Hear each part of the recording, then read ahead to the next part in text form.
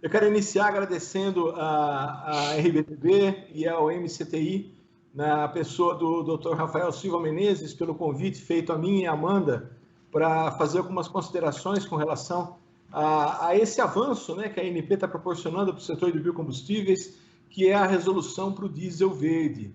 É uma coisa que realmente nós temos que ter uma normatização para isso. O trabalho que a ANP, já vou adiantar, é um trabalho muito bom, logicamente precisa de algumas lapidações, mas eu vou dar continuidade à minha fala parabenizando inicialmente a Lorena pela excelente apresentação, que nos poupou, assim, um trabalho muito grande, né? A Amanda, acho que ficou, assim, até chateada, porque ela queria falar muita coisa, né? Mas eu vou acrescentar alguma coisinha que eu acho que é importante.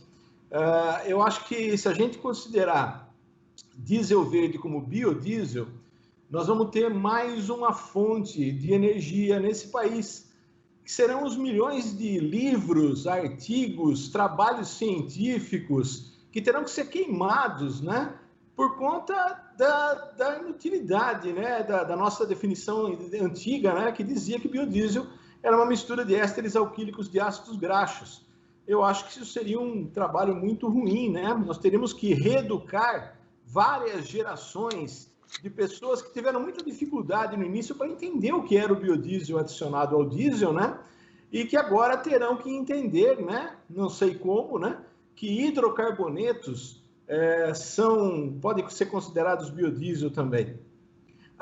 Quando a gente olha, eu vou só complementar alguma coisinha, Amanda, o professor não aguenta deixar de complementar alguma coisa, né?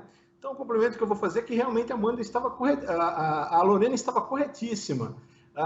Se a gente for olhar ao pé da letra a definição para tanto histórica quanto legislativa de biodiesel, realmente é aquilo que for derivado de biomassa renovável.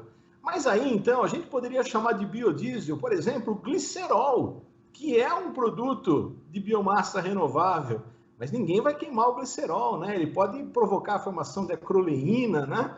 Que é carcinogênica. Mas nós teríamos que incluir aí o etanol. O etanol poderia ser considerado um biodiesel, porque também é de origem de biomassa renovável.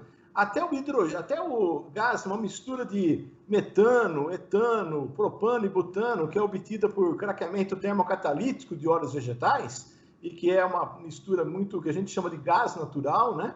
Mas seria uma coisa renovável, né? Ela poderia ser chamada de biodiesel.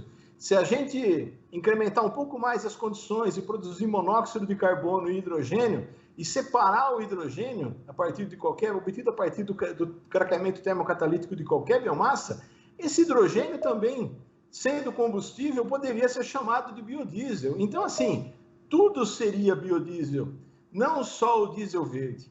Aí, nesse ponto, eu acho que sempre it's all about money, né? É tudo sobre dinheiro, né? E, na verdade, eu acho que o diesel verde, ele realmente precisa de incentivos, tal como o biodiesel recebeu incentivos via RenovaBio e via outras políticas.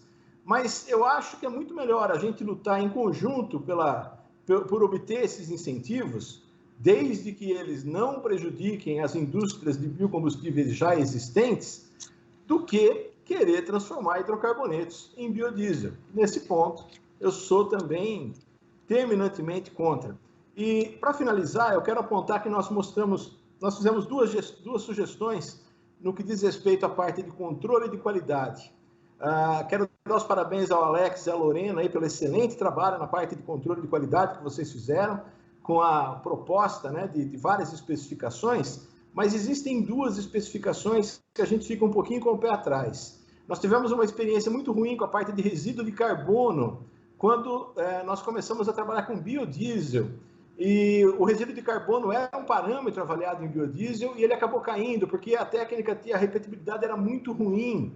Então, eu iria sugerir que, antes de colocar esse parâmetro, nós sugerimos, né, a RBTB, a Rede Brasileira de Tecnologia do Biodiesel, e seus pesquisadores, sugerem que esse parâmetro ele não seja incluído agora na resolução, que se faça um estudo interlaboratorial para que se defina se esse parâmetro realmente deve seguir à frente ou não, porque senão nós podemos condenar ou aprovar injustamente amostras que estejam boas ou estejam ruins. Então, a ideia é que primeiro se faça um estudo interlaboratorial, mesmo com esse valor, o valor definido para diesel verde ser 6 vezes superior ao do diesel, ele ainda é um valor que tem repetibilidade muito crítica, muito ruim. Então, a gente sugere que esse parâmetro não seja considerado agora, para que amostras não sejam injustamente aprovadas ou reprovadas, e que se faça um estudo para que no futuro a gente possa incorporar ou não esse parâmetro. E uma última sugestão foi com relação à parte de metais, que realmente vocês estão corretos, a Lorena disse muito bem, o Carlos Orlando referendou isso, metais são necessários, o controle de qualidade de metais é necessário no combustível. A gente tem a formação de óxidos, pode ter a formação de sulfatos, dependendo da quantidade de oxigênio ou enxofre presente no meio. E a sugestão foi que nós fizemos, foi que nós não limitássemos ao teor de 1 miligrama por ml para cada elemento químico, mas sim limitasse a totalidade desses elementos químicos em 20 miligramas por ml e todo e qualquer elemento químico metálico que possa formar óxidos ou sulfatos. E aí são vários os elementos que podem ser incluídos, né?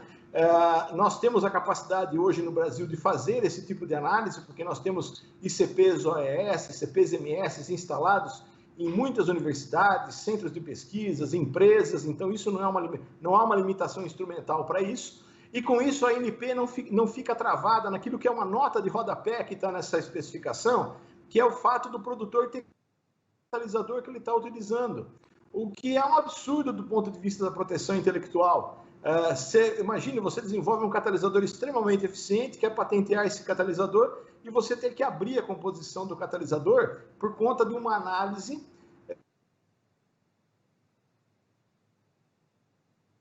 colocada agora. Então, a nossa proposta flexibiliza um pouco mais no ponto de vista do quantitativo final, mas ela amplia o escopo dos metais que serão analisados dentro da proposta. Acho que é uma proposta bastante construtiva, ela pode ser estudada e deve ser avaliada pela ANP. A intenção foi auxiliar na proposta e, mais uma vez, o Ministério da Ciência, Tecnologia e Inovação, a RBTB, quer agradecer a oportunidade de falar nessa consulta pública e parabenizar a ANP pelo excelente trabalho. Muito obrigado.